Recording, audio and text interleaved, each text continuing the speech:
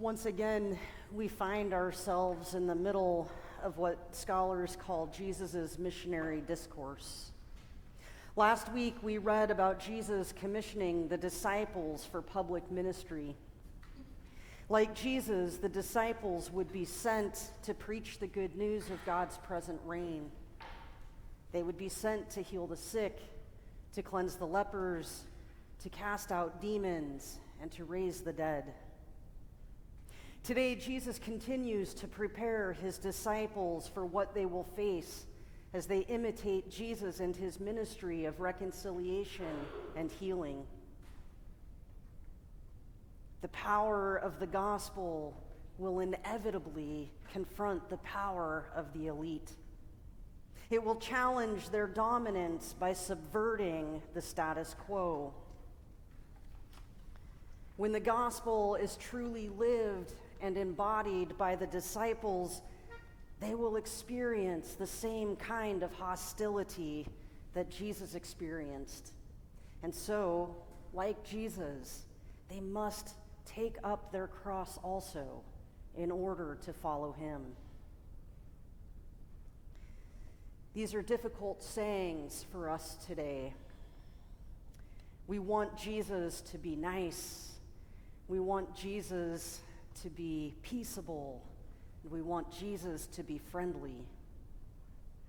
Jesus tells us that he has not come to bring peace, but a sword, and that his presence and the truth that he came to embody would be a point of division rather than unity. The dividing line would fissure in even the most basic relational units, the family. It's important to note here, though, that Jesus is not prescribing the suffering and turmoil that he warns his disciples about. Instead, Jesus' words are descriptive. They're matter of fact. If the world has received me in such hostile ways, he says, you should expect the same kind of reception. Not all will be glad to hear the good news of God's reign. Those whose power, security, and dominance rely on the world staying as it is will be confronted and challenged, and they will perceive the power of the gospel as a threat.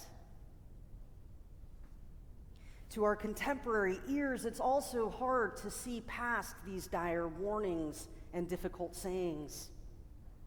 But it's significant that even in the face of these warnings, Jesus reminds them also that the God who holds the power of life and death is an incredibly tender God who holds the lives of sparrows in divine love and who knows the number of hairs on each of our heads.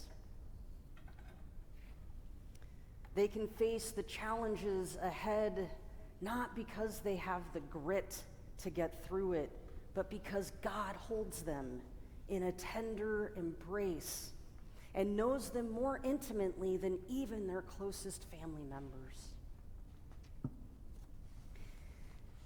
It's been hard not to think about Seattle Pride this week as I've been studying and reflecting.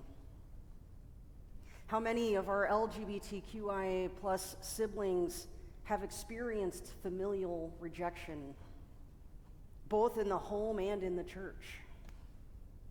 Though we live in a place where those of us who identify as queer are generally accepted and where our safety is taken for granted, we still face discrimination and violence.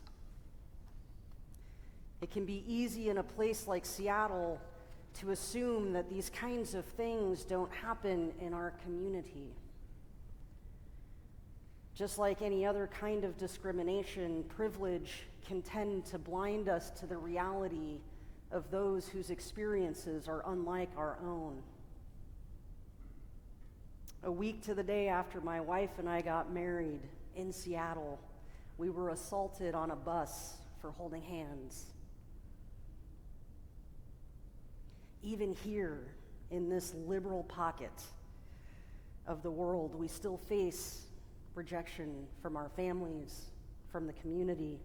We still experience all of the microaggressions that leave us feeling unseen, invalid, and denied our full selves.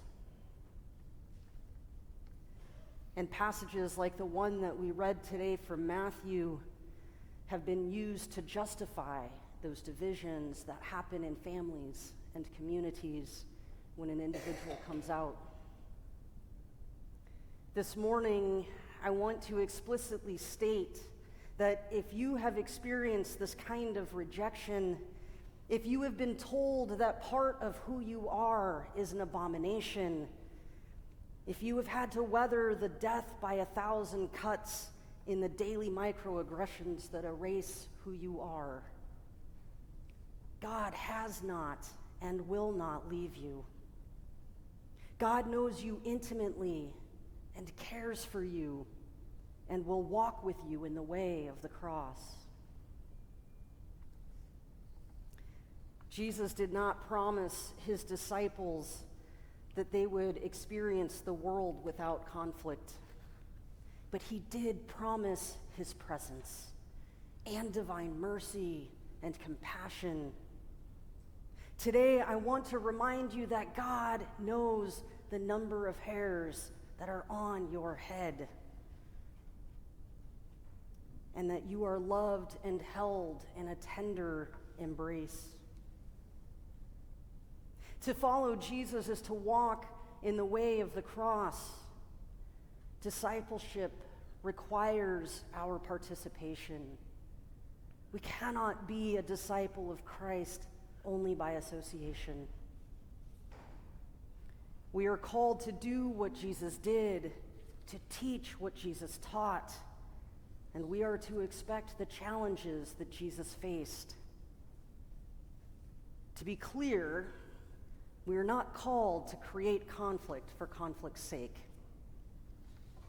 Jesus is not telling his disciples to go out and cause division, though I would argue that we are sometimes called to raise holy trouble. Instead, Jesus explains that the good news of the gospel does not always seem like good news to those who benefit from keeping the liberating love of God at bay. To those who benefit from power structures and policies that protect privilege and security, the good news of the gospel creates conflict. It's not hard to see this playing out in our social and political landscape today. Those whose power and safety and security rest on the oppression and disempowerment of others feel threatened when that power, safety, and security is exposed as nothing more than a facade.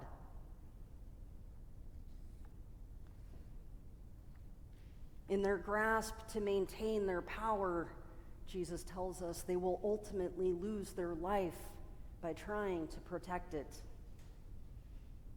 But for those who square their allegiance with God and with God's purposes, they will find life abundant. In his book, Matthew and the Margins, Warren Carter says this: "To find life in the subversive way of the cross is to find it in an act that refuses to give the elite the power of intimidation and conformity which it craves. To find life in the subversive way of the cross is to find it in an act that refuses to give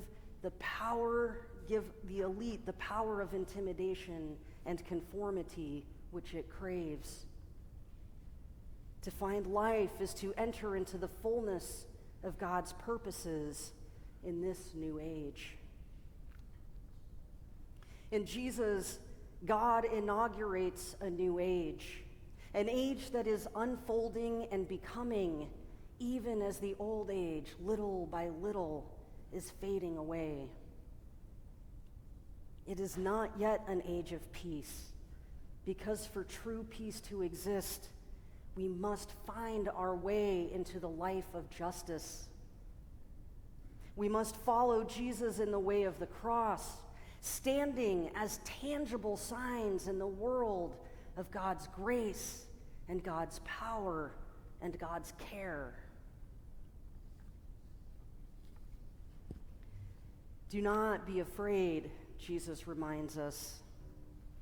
The world cannot destroy you. Today, dear people of grace, let us cast off our fear in the light of Christ's presence, and let us follow him into the fullness of God's purposes and the abundance of God's life. Amen.